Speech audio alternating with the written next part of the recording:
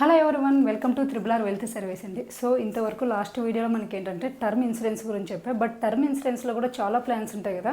So ఇప్పుడు వచ్చేసి మనకు టర్మ్ ప్లస్ ఇన్వెస్ట్మెంట్ గురించి క్లియర్గా చెప్తానండి. లాస్ట్ టైం కూడా బ్రీఫ్గా చెప్పాను, బట్ ఇప్పుడు దీంట్లో మనకి ఏంటి term plus investment.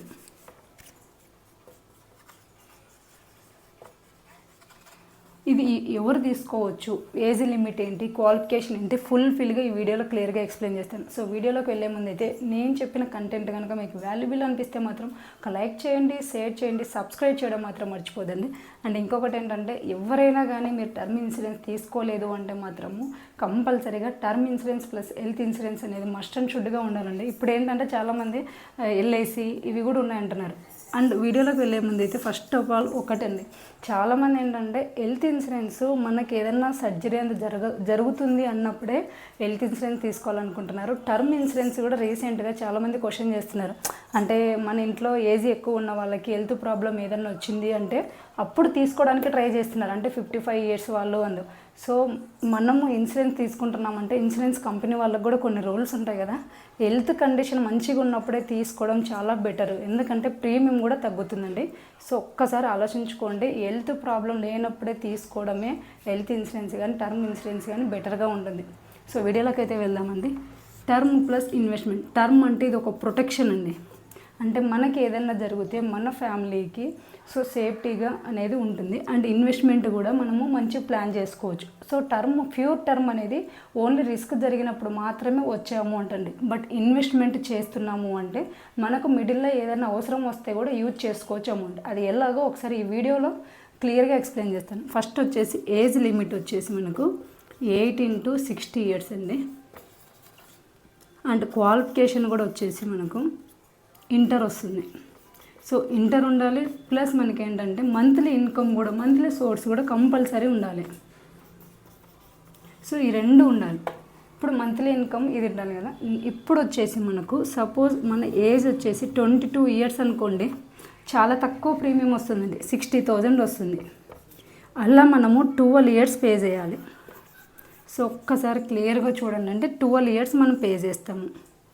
12 years pay చేస్తే ఎంత వస్తుంది మనకు, ఆల్మోస్ట్ మనకు ఒక 9 lakhs దాకా మనం పే చేస్తామండి. అంతకన్నా ఎక్కువ పే చేయము. 7.2 అంటే 8 lakhs 9 lakhs పే చేస్తాం.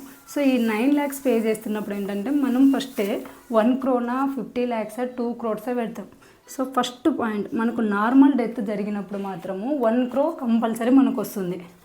అదే మనకు ఏదైనా యాక్సిడెంటల్ డెత్ జరిగింది అంటే మాత్రము 1.9 crore వస్తుందండి.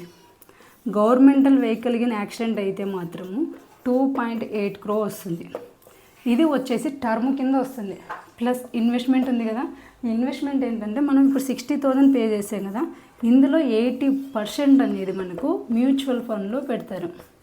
సో మ్యూచువల్ ఫండ్లో మనం లాంగ్ టర్మ్ అంటే 30 years కానీ 40 years అట్లా అయితే కనుక మనకు మినిమంలో మినిమం 12% కంపల్సరీ గ్యారంటీ అండి. ఎందుకంటే 4 years 5 years అయితే 20% 30% వస్తుంది. ఒక లాంగ్ టర్మ్ 30-40 years అయితే మాత్రము 12% కంపల్సరీ వస్తుంది. అంటే మనం పే చేసే 8 lakhsకి మనకు ఆల్మోస్ట్ 3 crores వస్తుందండి. 3 above కూడా రావచ్చు, బట్ మినిమంలో మినిమం 3 crores వస్తుంది. ఇది ఒక పాయింట్. అండ్ ఇది వచ్చేసి మనకు నార్మల్ డెత్ జరిగితే ఇక్కడ 1 crore కదా. ఇప్పుడు ఏంటంటే మనకు ఏదైతే హైయెస్ట్ అమౌంట్ ఉందో, సపోజ్ ఇందులో మనకి ఏంటంటే ఇప్పుడు 5 years లాకిన్ పీరియడ్ ఉంటుంది.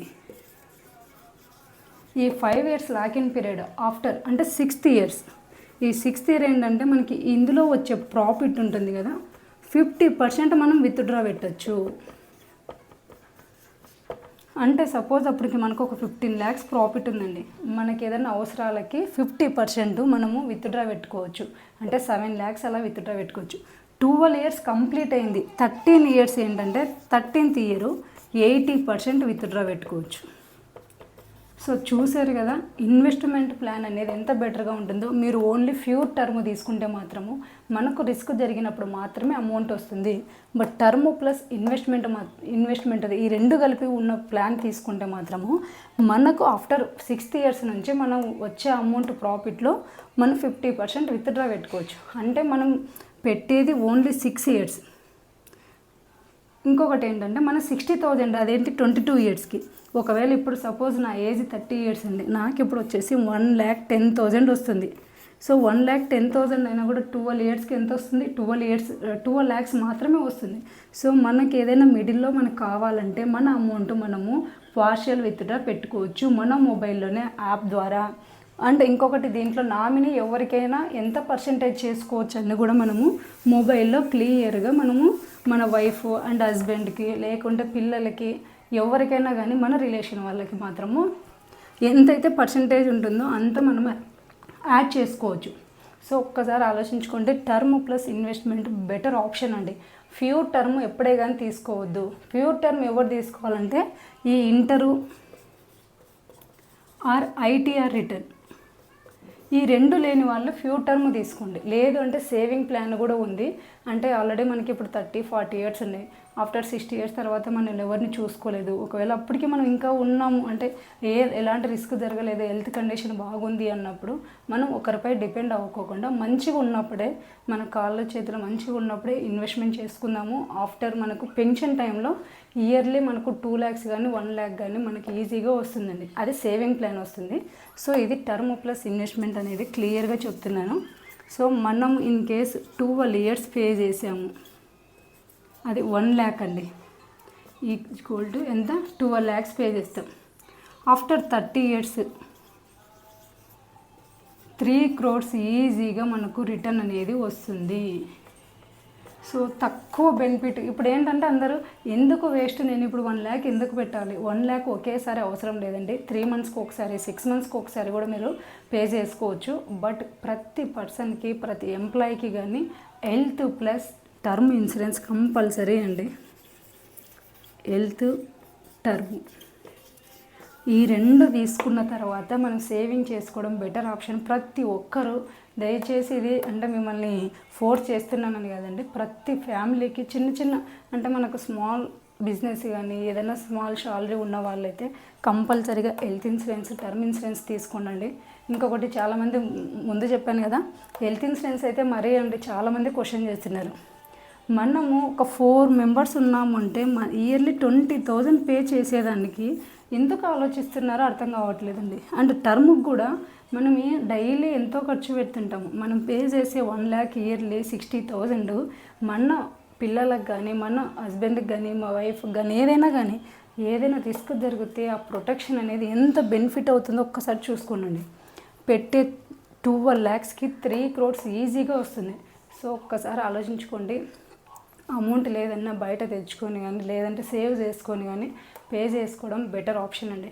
సో ఈ వీడియో కనుక మీకు నచ్చినట్లయితే మాత్రం లైక్ చేయండి, షేర్ చేయండి, సబ్స్క్రైబ్ చేయడం మాత్రం మర్చిపోవద్దు. Thank you for watching.